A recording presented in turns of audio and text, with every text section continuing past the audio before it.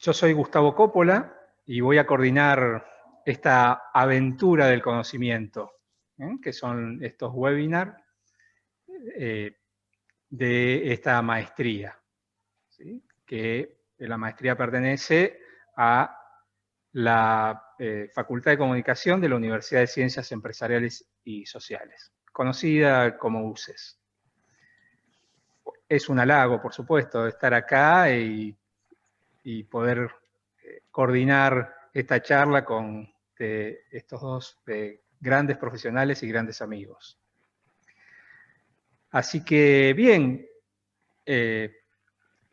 los dos amigos que van a disertar son Ana Aceituno y Alejandro Negro sobre liderazgo y neurociencias y las habilidades necesarias para ejercer el liderazgo en este contexto de incertidumbre. Así que, bien, como decía, un conductor de mis pagos, lenta pero sin pausa, vamos poniendo fin a este evento y recién empezaba. Le voy a presentar, voy a hacer las presentaciones de los expositores.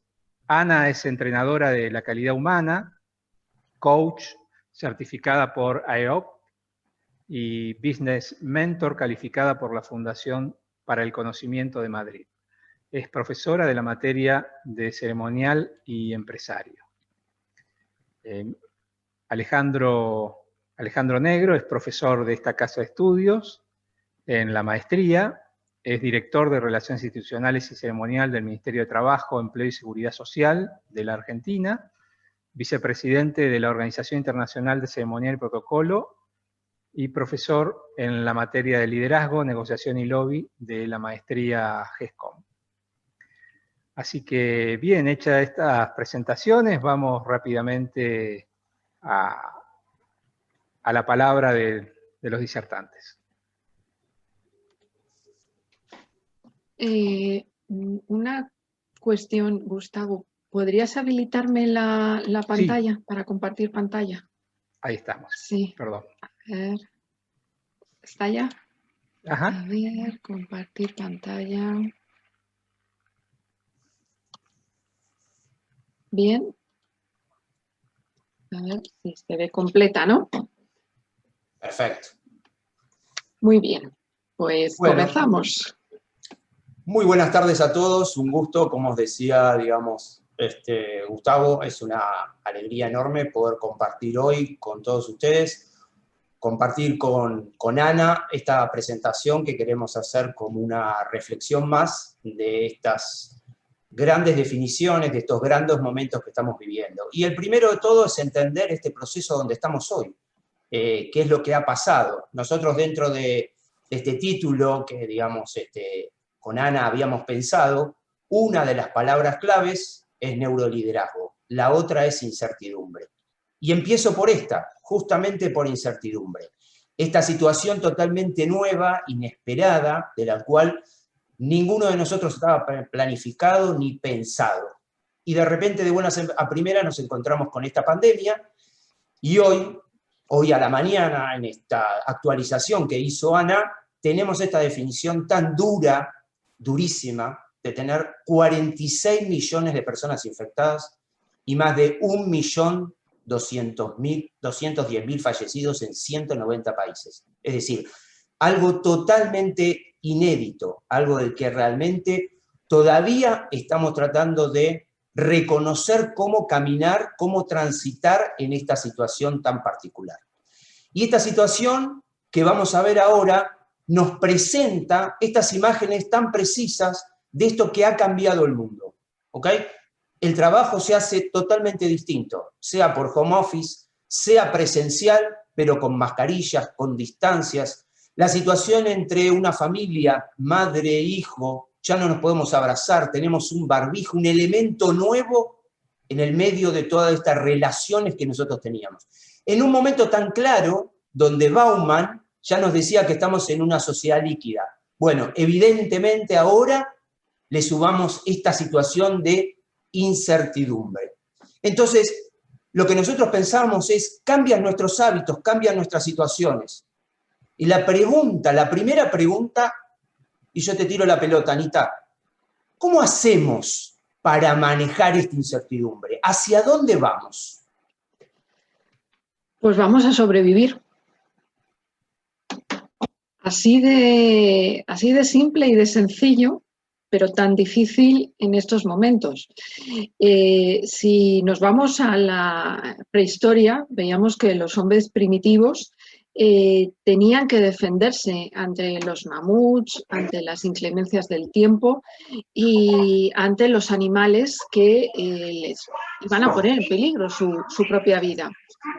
Entonces, ¿estoy oyendo algún micro por ahí conectado? Sí. Entonces, bueno, les iban a poner en peligro su propia vida. El problema es que ahora nuestro enemigo, que es el virus, no le vemos. ¿Y dónde está? No se sabe, pero desde luego las secuelas que está dejando por donde pasa, lo hemos visto con los datos de la Universidad Johns Hopkins, son escalofriantes. Si a eso añadimos todas las condiciones económicas, sociales, políticas, etcétera, pues esto, claro, supone que estamos ante una amenaza mundial de primer nivel y cómo reacciona nuestro cerebro para adaptarse, es lo importante, para adaptarse a esta situación que sí o sí ha venido para quedarse un tiempo más. Hay algunos expertos que están hablando de un par de años como mínimo en que esta situación podrá ir remitiendo. Ahora tenemos que vivir con esto y, bueno, cómo procesar esta información, cómo reaccionar y cómo vivir en estas circunstancias. Entonces, a mí me gusta mucho, soy una apasionada del mundo de la neurociencia y digo, ¿por qué actuamos como hacemos? ¿Por qué pensamos o por qué sentimos algunas veces de la manera en que lo hacemos? Entonces, si vamos a esta caja que tenemos aquí dentro, al cráneo que aloja nuestro cerebro, tenemos una parte, la parte más instintiva, la parte que nos relaciona con todas las especies animales, que es el sistema instintivo. Aquí es on, off, no hay término medio. Después, millones de años después, la especie empieza a desarrollar el sistema emocional, que es esa otra parte del cerebro donde está el epitálamo, el hipotálamo, que es la sede precisamente donde están las emociones, donde están esas conexiones y por eso se llama emocional. Millones de años después, en la evolución de la especie humana, llegamos al Homo sapiens sapiens y entonces ya se observa toda esta zona, que es lo que se conoce como el sistema de la corteza prefrontal, que ya supone un avance analítico y racional de la especie humana frente a las especies animales.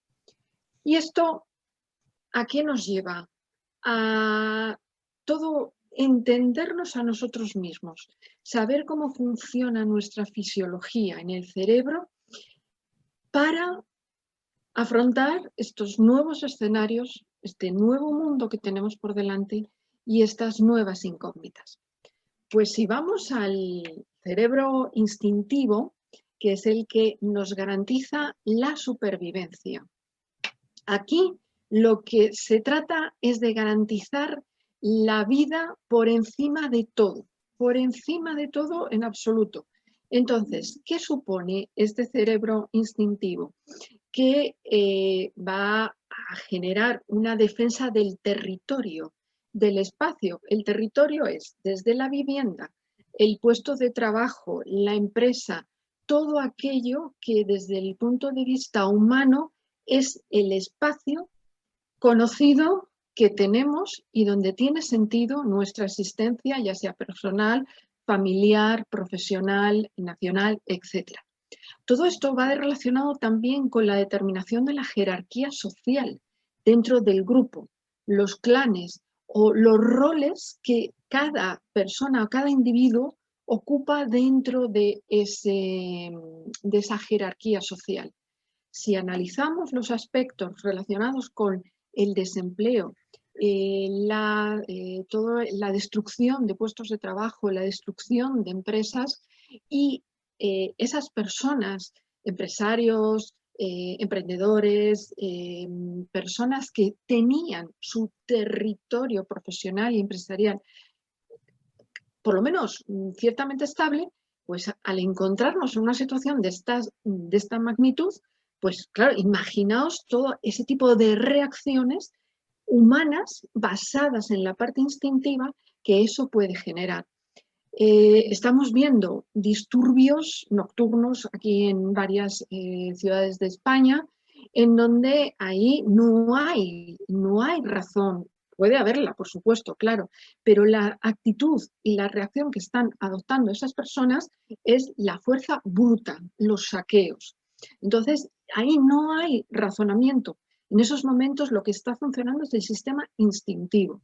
Supone también garantizar que la especie continúe en esos rituales sexuales y el control de las funciones vitales, que sigamos respirando, que nuestro corazón siga latiendo, de lo que no somos conscientes, pero está ahí, si no, no podríamos seguir vivos. Y todo esto también, ¿qué supone? Y aquí es donde se encuentra la raíz de la resistencia al cambio.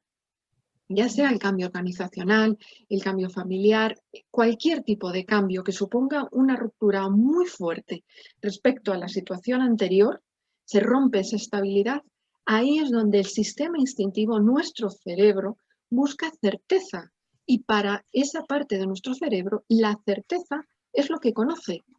La casa, la vivienda, el equipo de trabajo, la empresa, etc. Y cuando eso desaparece, o está en serio riesgo de amenazada, pues ahí es donde empiezan a funcionar los mecanismos de resistencia al cambio. Si entramos en el sistema emocional, aquí ya es lo que tenemos en común con algunas especies animales, los mamíferos, que supone una respuesta de supervivencia y continuidad. Aquí están presentes las emociones y es donde aprendemos, donde vamos acostumbrándonos a aquellas circunstancias que hemos pasado de una parte evolutiva a la otra y entonces, ¿qué es lo que hacemos? También relacionarnos con los demás en ese aprendizaje. ¿Tenemos que trabajar con barbijo y con distancia e hidroalcohol? Pues vale. Continuamos nuestras relaciones sociales, nuestras relaciones profesionales y familiares en una nueva perspectiva, con unas nuevas medidas. De ahí la importancia tan grande que tiene este aspecto de la sociabilidad en periodos de cuarentena como los que hemos sufrido y se estén sufriendo todavía, en donde es tan crucial esa parte de la sociabilidad.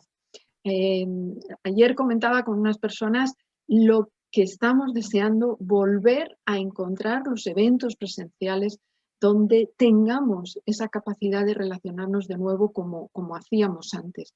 Bueno, pues eso es reacción de nuestro sistema emocional. Pasamos ya al sistema prefrontal, en donde ya es la especie humana analítica, racional, con lógica para razonar, también para inhibir impulsos emocionales que puedan poner en peligro o en determinadas circunstancias difíciles a las personas. Supone también trazar estrategias, planificar, organizarse. ¿Para qué? Para conseguir la motivación necesaria que tenemos que encontrar primero en nosotros mismos. Fundamental. ¿Para qué?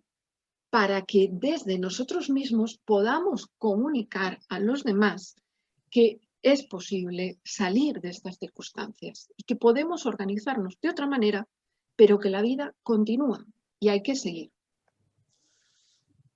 Y todo este proceso que Ana nos fue contando, desde desmenuzando ese cerebro, digamos, esas cortezas que tenemos, la pregunta es justamente en esto, es decir, caemos en una incertidumbre, caemos en una duda.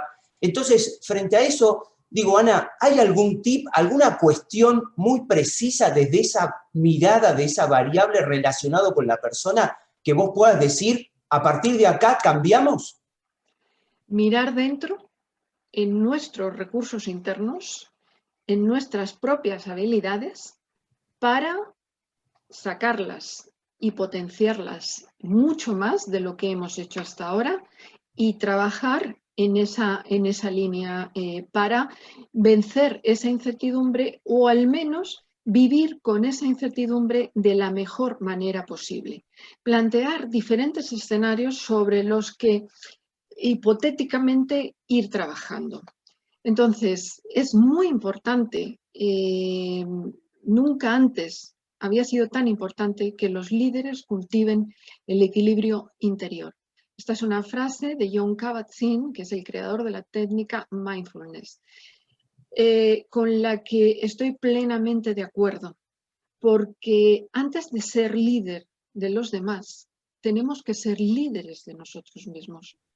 Lo que tenemos que trabajar principalmente es nuestro liderazgo interior en esa base de equilibrio que, por supuesto, también somos personas de carne y hueso, sufrimos, vivimos momentos felices, momentos no tan felices, angustias, problemas, pero es importante volver de nuevo al eje de nuestro propio liderazgo, para, a raíz de ese liderazgo propio interior, trasladarlo al exterior. Perfecto, clarísimo. Y creo que en función de lo que vos decías, que me parece que es la variable, la primera variable que el neuroliderazgo nos ayuda a procesar este gran momento que estamos viviendo, digamos, el famoso multitasking. Es decir, empezamos a trabajar comunicacionalmente con un montón de variables, con todas estas nuevas redes sociales, actitudes, digamos, que tenemos desde los influencers, los que están dando vueltas, que nosotros, entre comillas, no conocíamos como interlocutores o como una segmentación válido dentro del mundo comunicacional, y aparecen estas nuevas maneras justamente de comunicarnos y liderarnos. Digo, simplemente como una referencia, pero para entender eso, me gustó mucho, y hablábamos con Ana antes, en este proceso, ese mensaje muy fuerte. Ustedes vieron Greta, famosa Greta, digamos, de la cuestión ambientalista, ¿sí? Digamos, que le escribió un mensaje a Roger Federer diciendo, pensá claramente lo que estás haciendo con ese banco que te está auspiciando. Y automáticamente pensaron estratégicamente, Roger Federer en persona le contesta a Greta diciéndole, te agradezco mucho que los jóvenes de tu generación me hagan reflexionar a mí sobre quiénes son los sponsors que tengan que cuidar el cambio. Es decir, eso que decía muy bien Ana, del hecho de decir, primero pienso yo también como líder, desde mi interior, lo que quiero para poder afrontarlo a los demás. Entonces, Anita, discúlpame, pero yo voy porque vos sos entrenadora, vos tenés las claves de esto. Decime cómo hacemos ahora para cruzar estos tips del líder y estos tips del neuroliderazgo. A ver si me ayudás a cruzarlos. Vamos a ello. Con autorregulación emocional. Si vamos a nuestro anterior cerebro, el sistema emocional, aquí es donde tenemos que trabajar, con el sistema emocional y con el sistema de la corteza prefrontal. ¿Para qué? Para lograr el equilibrio emocional que decíamos antes, porque es importante para nosotros mismos saber gestionar las emociones de forma adecuada. No solamente para nosotros mismos, porque nos vamos a sentir mucho mejor, sino porque eso lo vamos a trasladar a nuestros equipos y va a ser un reflejo muy positivo para saber también qué tipo de emociones están de una forma latente o de una forma más manifiesta en el entorno en el que estamos trabajando. Pero primero somos nosotros. Si queremos liderar a los demás, antes nos tenemos que liderar a nosotros mismos con esas estrategias de autorregulación emocional, sea mindfulness, yoga, relajación, tai chi, lo que sea. Cada persona sabrá qué técnica de autorregulación emocional le viene mucho mejor en sus circunstancias. Y tenemos aquí una palabra clave en la comunicación, que es la escucha activa. Y fijaos que la semana pasada se presentó online, por supuesto, el anuario 2020 de DIRCOM. Y en este caso, a ver que mueva un poquito la pantalla para ver mejor. Fíjense lo que se dice por primera vez en el anuario DIRCOM. Aparece el apartado personas, que nunca había aparecido antes.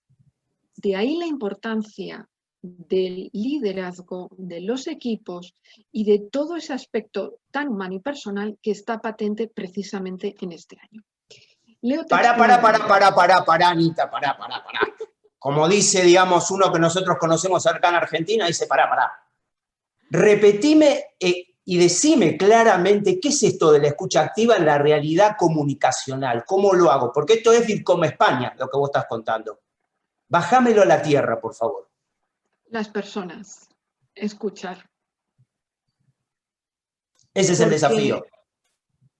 Tendemos, como comunicadores que somos, a hablar. Y la comunicación es hablar, transmitir, comunicar hacia un lado, de emisores a receptores. Pero ¿y escuchar? ¿Dónde está? ¿Dónde está escuchar a los empleados? ¿Dónde está escuchar a los clientes? Aunque se diga, pero este año ha quedado muy patente precisamente por toda esa situación que absolutamente desconocida para todos nosotros, esa cuarentena, esas circunstancias personales, familiares, sociales, sanitarias que nos estaban invadiendo, pues era importante, y me gusta recalcar, el valor más noble de la comunicación. Escuchar a las personas. Volver a la esencia, ¿no? Eso es. Y fíjense que habla de dos emociones, el dolor y el miedo. Son emociones, que es lo que veníamos hablando anteriormente. 2020 siempre será el año en el que la comunicación nos unió frente a la adversidad. Clarísimo. Tírame otros tips, Anita, sé buena. Tírame otros tips que me ayuden a pensar cómo lideramos. ¿Por dónde vamos? Ahí está. Pues pensando de forma crítica, con capacidad de reflexión. Ahora estamos bombardeados por muchas tendencias, muchas corrientes, informaciones que pueden ser ciertas, que no pueden, en parte, o fake news, bulos. Hay muchos sesgos. Entonces, el pensamiento crítico, como nunca antes, ahora es importante, precisamente para disminuir o matizar la enorme polarización que puede haber a todos los niveles políticos, ideológicos, en todos los países, porque esto es una realidad mundial. Entonces, ¿cómo la llevamos al terreno de la organización, al terreno del liderazgo?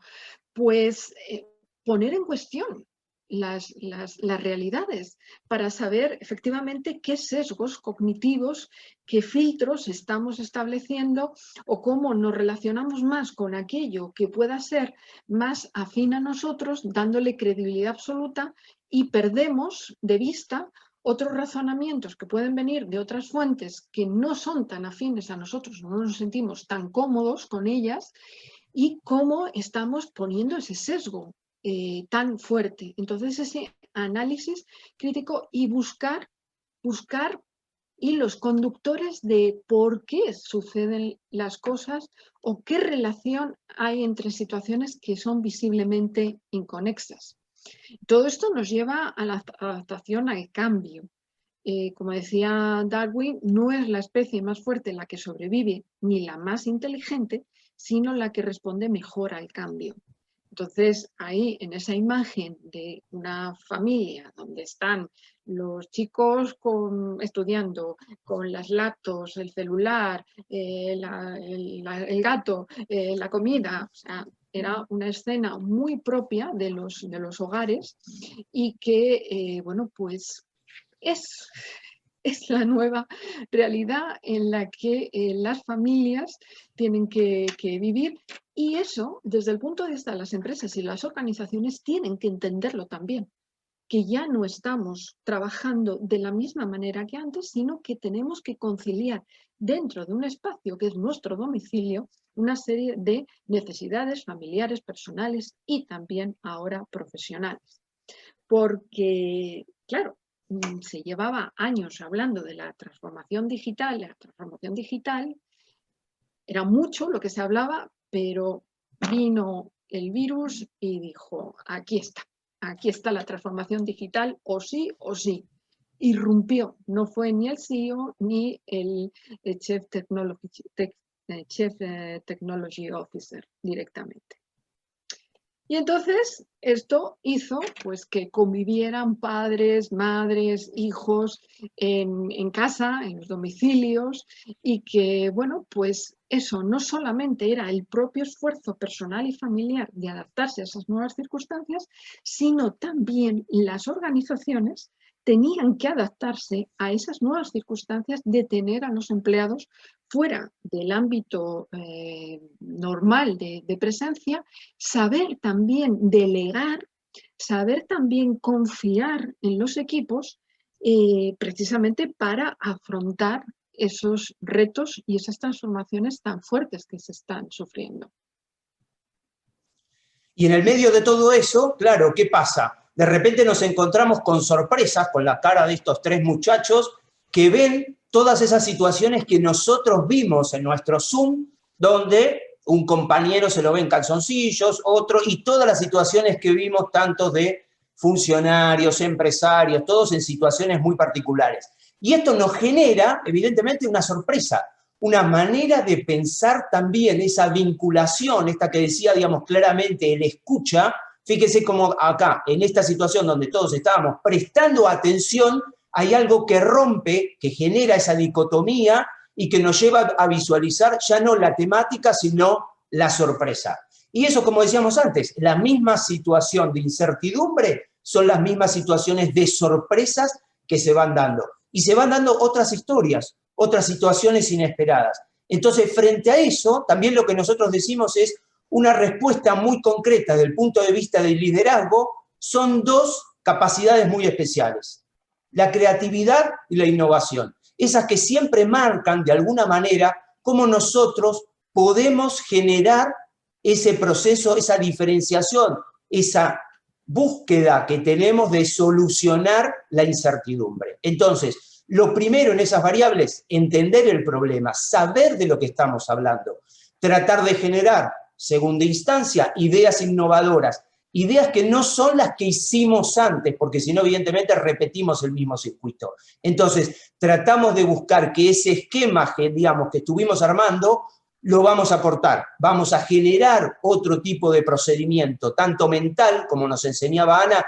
para pensar los distintos, y entonces provocarnos de alguna manera, desde esa reflexión interior, ser, de alguna manera, seres disruptivos. Proporcionar, digamos, ideas que no estén en la cabeza de nosotros.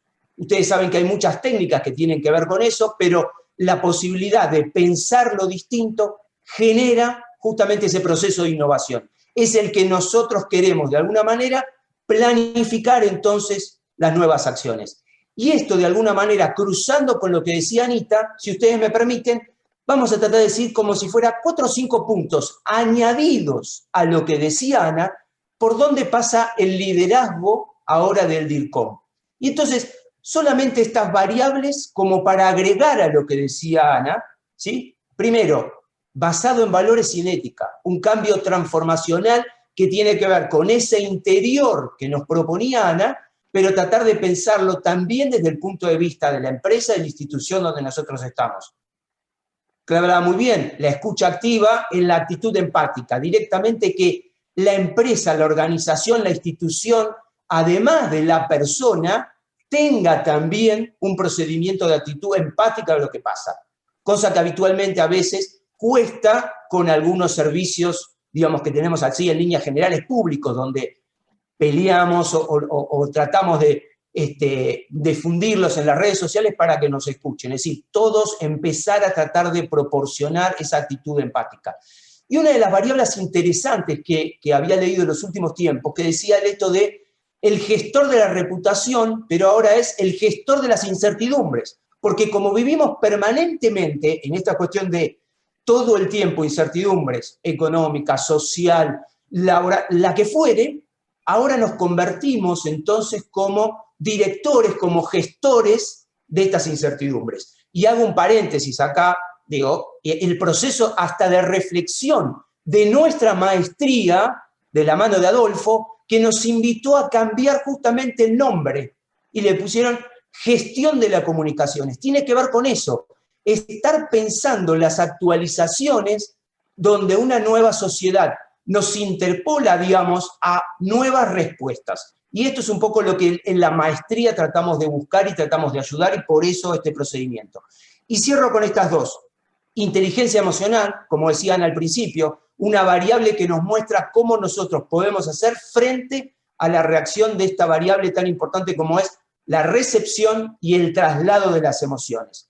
Y el otro, que sigue estando y que es una columna vertebral, permanentemente el espíritu de aprendizaje, por donde siempre vamos a transitar, por donde siempre vamos a caminar. Anita, ¿por dónde seguimos entonces? Pues seguimos a la resiliencia, nuestro norte, en estos momentos en que se derrumban suposiciones, en donde hay que continuar de nuevo, pese a las circunstancias, poner todo el foco en que como humanidad lo vamos a conseguir. De hecho, nuestros ancestros primitivos lo consiguieron. Si retrocedemos a anteriores generaciones que vivieron problemas muy fuertes como guerras mundiales, guerras civiles, etcétera, salieron adelante con resiliencia, y si ellos lo hicieron, ¿por qué no lo vamos a conseguir nosotros? La cuestión es que vendrá un momento donde aparecerá la luz, donde tendremos por fin esa estabilidad, esa normalidad que estamos ansiando desde hace ya unos cuantos meses, y eso, sin duda alguna, nos abre el camino a la esperanza y a comunicar con esperanza.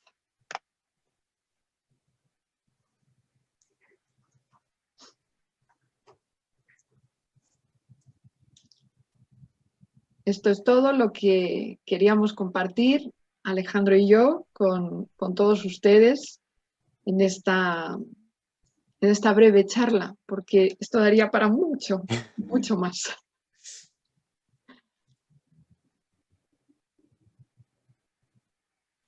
No te oímos. Sí, bien, digo, esto es perfecto. Ahora entonces vamos a empezar a pasar a las preguntas. Si las pueden seguir haciendo mediante el chat. Ya tenemos algunas preguntas muy interesantes. Jorge le pregunta a Ana si la capacidad de escucha vino para quedarse o es algo transitorio que cuando vuelva el trabajo a la presencialidad nuevamente se va a diluir, se va a ir. La escucha es propia del ser humano. Tiene que quedarse, es fundamental. No solamente en estas circunstancias actuales, sino siempre. Es una de las habilidades que como personas tenemos, como líderes tenemos que tener mucho más, y como comunicadores aún más. Aún más. Totalmente. Gracias. Eugenia pregunta, para los dos, ¿cómo podemos planificar en estos escenarios cambiantes? ¿No? ¿Cómo se lidera la planificación en estos escenarios cambiantes con esta metodología? Bueno, mira, una de las, me parece que de las claves que nosotros tenemos, y creo que, bueno, vos justamente, digamos, como gran profesor de gestión de crisis, creo que el estudio permanentemente de las alternativas a las posibilidades que pueden llegar a pasar es fundamental, ¿ok? A ver, no quiero meterme en profundidad en un debate, pero hace poco leía a unos profesores y unos sociólogos que decían, por ejemplo, esta cuestión de la pandemia, nadie suponía que venía. Ahora resulta que si vos lees los últimos 10 años, los últimos 20 años de nuestra historia, cada 3 años hubo una situación virósica o que generó una situación similares a esta. Ébola, gripe aviar, ¿ok? Fueron pasando por SINA. Es decir, entonces en algún momento alguien, quizás evidentemente nosotros no, que estamos en otro tipo de comunicación, pero, y no es que quiero tirar la pelota afuera, pero digo, el comunicador, el DIRCOM de la OMS, ¿no tendría que haber pensado que en unos años iba a pasar algo similar? ¿Ok? Entonces digo, si vos trabajás en una actividad petrolera, vos sabés que dentro de la cadena de todas esas cuestiones, seguro que vas a tener un accidente que va a ser una cuestión del cambio climático. Seguro que vas a tener un accidente con un camión transportando. Seguro que vas a tener una posibilidad. Entonces digo, si esas variables las vas pensando en serio, vas invirtiendo en las hipótesis de conflicto, creo que por lo menos, no vas a tener todas, pero por lo menos vas a estar mucho más cuidadoso de eso que te puede llegar a venir. Y entonces, la otra pregunta que viene unida a esta es si el DIRCOM, la incertidumbre, cómo la maneja sin que sea un impedimento, ¿no? Porque parecería que hasta ahora ha sido más un impedimento que un aliado el contexto de incertidumbre. ¿Cómo es la pregunta? ¿Cómo la gestiona? Siempre desde el liderazgo, ¿no? Siempre desde el liderazgo, y esto es cuando un día sale lluvioso, sale tormenta. Entonces no es lo que te gustaría, pero es lo que es. Entonces la aceptación es lo principal. Aceptar en qué realidad te mueves, porque esa aceptación te va a hacer que te puedas adaptar al cambio mucho mejor. Si no, estaríamos otra vez en el sistema instintivo con la resistencia al cambio. Y cuando ya existe esta resistencia al cambio, esto es lo que tenemos. No nos gusta a nadie, por supuesto, pero es lo que hay. Y cuanto antes aprendamos a vivir con esto, mucho mejor y más consolidados vamos a salir. Porque si no, nos van a estar encerrando de nuevo en nuestros domicilios, van a cerrar colegios, van a cerrar empresas, y la economía, que ya está bastante destrozada, va a acabar destrozada, mucho más. Entonces, aprendamos a vivir con esto el tiempo que sea necesario, porque bajo ese escenario de incertidumbre vamos a ser capaces de seguir adelante. Nuestros ancestros lo hicieron. Para seguir adelante, ¿lo hacemos desde la intuición o desde los conocimientos previos? Desde el liderazgo interior, desde el equilibrio interior, sabiendo que con esas habilidades que hemos comentado de la resiliencia, de la esperanza, de la adaptación al cambio, de la escucha activa, trabajando con todos esos elementos, con las emociones también, porque las emociones están ahí. Unas veces serán más intensas, otras menos. Otras veces generarán rabia y otras dolor, otras miedo. Entonces, saber cómo funcionan esas emociones, aceptarlas, canalizarlas, vivirlas interiormente para, una vez que hemos conseguido regularnos a nosotros mismos, como lo dices, proyectar eso al exterior. Proyectar fortaleza, proyectar calma, proyectar serenidad, proyectar motivación, coraje para salir adelante. Silvana se pregunta sobre la escucha activa y la pregunta que se hace es, bien, se puede hacer escucha activa a los clientes, a los empleados, pero a los ciudadanos, ¿cómo se establece esa escucha activa?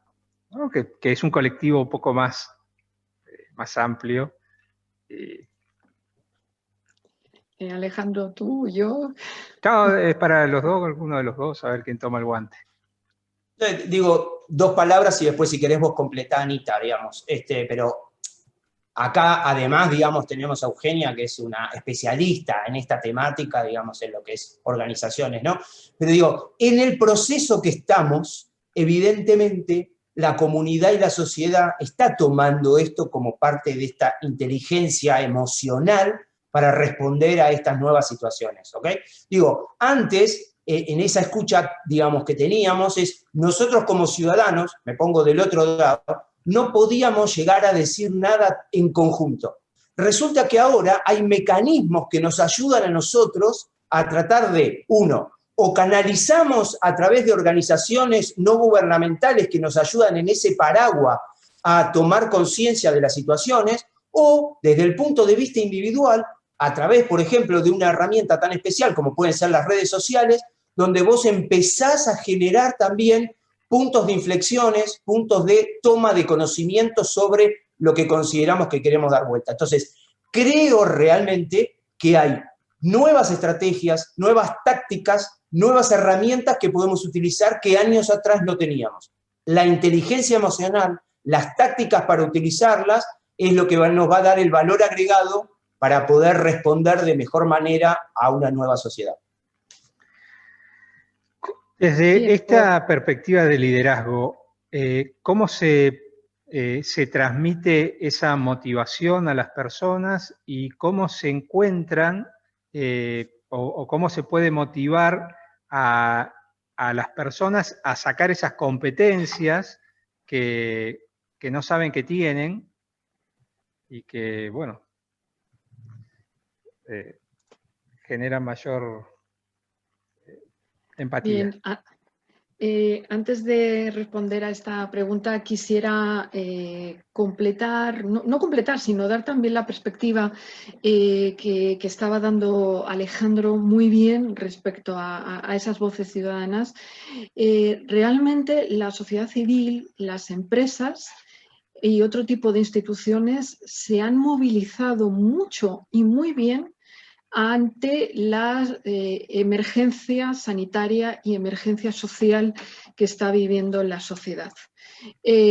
Fueron las empresas grandes las que fletaron aviones a China para comprar o para traer el material sanitario, respiradores, ventiladores, todo el tipo de recursos que se necesitaban para ayudar a los hospitales. Fueron muchas empresas las que están colaborando con el Banco de Alimentos aquí en España precisamente para dar comida a muchísima gente que se ha quedado sin trabajo, que se ha quedado sin recursos económicos, clase media, que ni por asomo se imaginaba estar haciendo las colas del hambre, que se llaman aquí, ¿no? Las colas del hambre. Entonces, esa escucha activa sí se ha desarrollado por parte de otros actores de la sociedad, como son las empresas, las ONGs que decía Alejandro, y de momento la parte gubernamental va acción-reacción, y esa ya es mi perspectiva, pero hechos objetivos, cómo ha reaccionado la sociedad civil y las empresas y ONGs para suplir precisamente porque escuchaban y veían lo que estaba sucediendo a varios niveles de la sociedad. Luego se puede hacer perfectamente.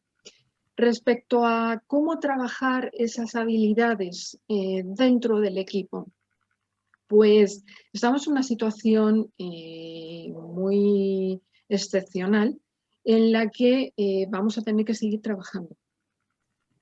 Y esto no es un sprint donde hagamos una carrera corta y ya alcanzamos la meta. Esto es una carrera larga y tenemos que tener la suficiente paciencia y resistencia. ¿Cómo trabajarlas? Pues con mucha comunicación y con mucha escucha activa. ¿Por qué? Porque las emociones están a flor de piel en muchos momentos. Y enviar un mail o enviar un WhatsApp es muy frío y a veces las cosas se pierden, se confunden. Somos comunicadores.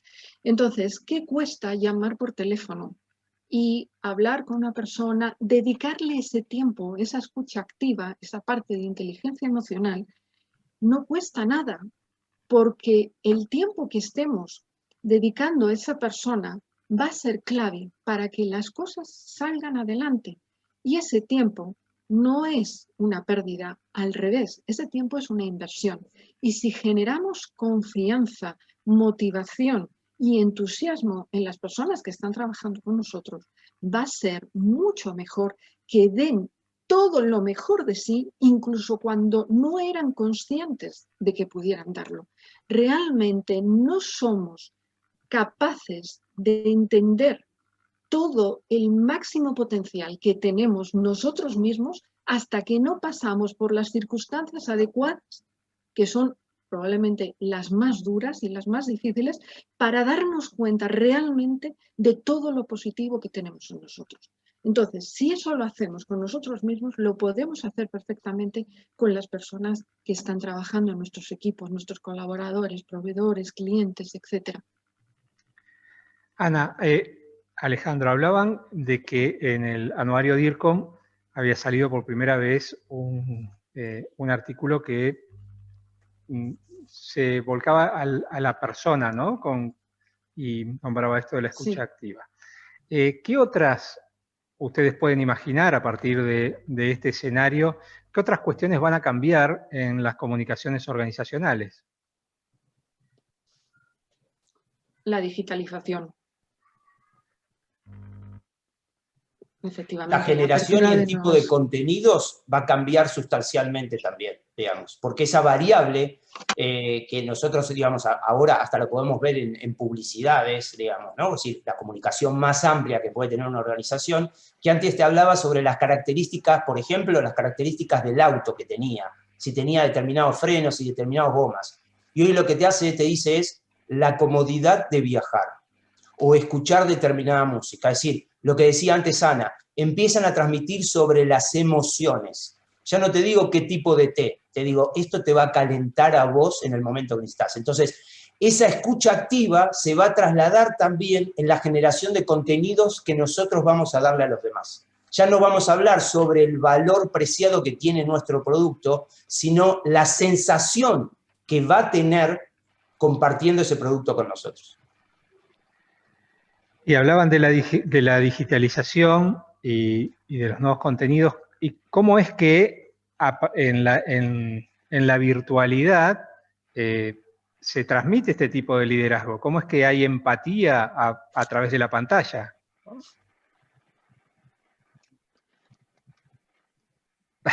La persona comunica.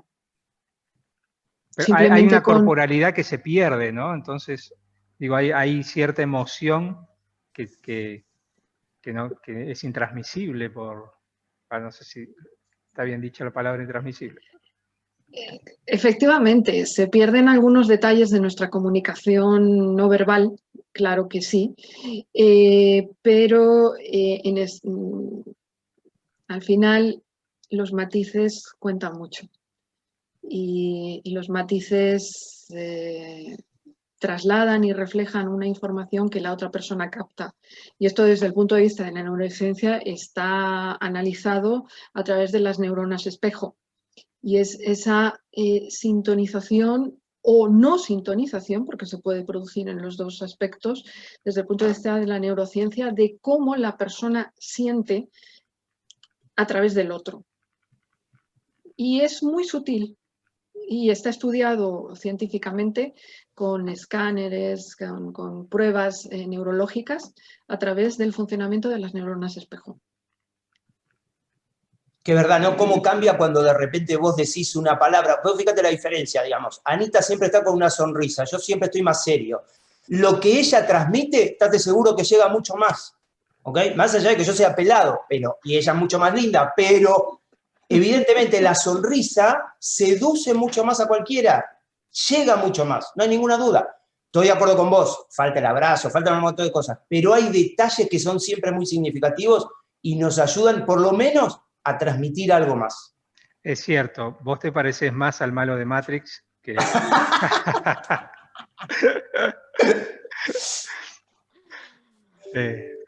Bien, bueno, vamos ya llegando al final. Aquí hay una pregunta más que tiene que ver con esta característica de liderazgo y la confianza, ¿no? ¿Ustedes creen que este tipo de liderazgo que va a las emociones genera una mayor confianza en el otro? ¿Que la palabra tiene mayor valor? Es la respecto a otros, ¿no? Es la coherencia entre lo que la persona hace y lo que dice y lo que hace. Pero no solamente en estas circunstancias, sino siempre. Es, como decimos aquí en España, predicar con el ejemplo. Entonces, si yo veo que una persona dice algo y actúa en consecuencia con lo que dice, pues tanto si lo hace en una línea o en otra, me da confianza porque es coherente. El peor problema es que diga una cosa y haga la otra. Entonces, ahí esa discordancia es lo que genera desconfianza y falta de credibilidad. En esa variable, perdóname, hay alguien ahí, Gus, que decía por abajo justamente el descrédito que hay, digo, y es una de las claves que a nosotros nos cuesta, digamos, ¿no? Entendiendo que siempre estamos en procesos comunicacionales y que el 80% de nuestra vida tiene que ver con incertidumbre, creo que hay una variable sustancial que a todos nosotros nos atraviesa, que justamente es la confianza. Pero la confianza, ¿sabes? Que además de qué, como decíamos antes, el nombre y apellido. El nombre y apellido de cada uno de nosotros trasciende las organizaciones, trasciende si hoy estás en la pública, en la privada. Entonces, si yo sé y tengo confianza, porque siempre que interactué con Gustavo Coppola, tuve seriedad y profesionalismo, hasta para discutir si estábamos en veredas enfrente, el día de mañana me lo voy a cruzar en otra situación, pero sigue siendo el buen nombre, la confianza clara que yo tengo en Gustavo Coppola. Entonces, esa me parece que es un valor agregado que siempre va a ser transversal a todo ese liderazgo que nos enseñaba Anita, de pensarlo desde el punto de vista del cerebro, pero nunca salir de esa variable de la ética, nunca salir de esa variable de la confianza que a nosotros nos asegura que nos podemos mirar a los ojos siempre y vamos a tener esa tranquilidad de que estamos hablando con un profesional que se juega lo mismo que nosotros, pero que tiene valores y éticas todos los días de su vida. Muy bien. Bueno, ha sido una charla interesantísima.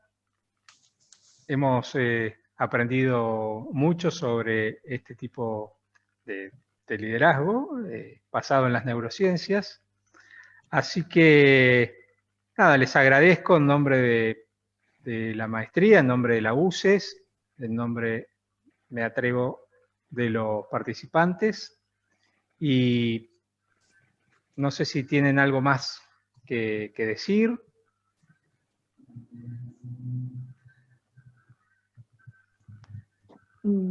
Se ha quedado corta.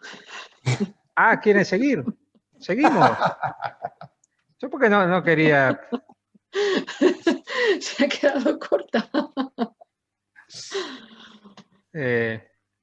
Veo que hay algunos comentarios del público. Nada. Sí, las preguntas han sido salvadas, pero por eso digo... igual es mejor poco para así tenemos otra, la segunda. Muy bien, Porque pues... esta situación va a continuar. Digo, esta situación No, de... de mi lado, digamos, creo que con Ana coincidimos. Muchas gracias a todos, muchas gracias por participar e incentivarnos a poder bajar un poco más de información y de línea. Así como estaba en la última diapo, están nuestros correos electrónicos, pero lo mejor, como siempre, digamos, es nuestra querida maestría, que es donde, digamos, la mayoría y varios profesores estamos acá y tratamos de impartir y bajar estos conocimientos. Así que gracias, están nuestros correos y a disposición. Gracias, Muchísimas Gus. Muy gracias. bien. También muchísimas gracias, Gustavo, por hacer este papel de moderador. Muchísimas gracias, Adolfo, que es el artífice de estas webinars ahí Exacto. presente y donde comunicamos personas para las personas y las organizaciones. Así que muchísimas gracias por contar con nosotros en esta ocasión, Adolfo, y muchísimas gracias por todos los asistentes, por esa motivación y ese entusiasmo tan grande que se ha percibido a través de las neuronas espejo. Muy bien. Bueno, gracias entonces a todos, a los asistentes, y les comunico a todos que las webinars no terminan, hay más temas, y tenemos el 13 de noviembre a las 15 horas una clase abierta de la Cátedra de Gestión Estratégica de la Comunicación, donde Marina Salman va a hablar sobre las políticas públicas sostenibles. Y el martes 10 de diciembre a las 6 de la tarde hay un webinar sobre marcas y comercio electrónico en el contexto de la cuarentena argentina, que Ignacio Human y Gonzalo Peña van a disertar. Estos son los mensajes y bueno, muchas gracias. Gracias por el tiempo.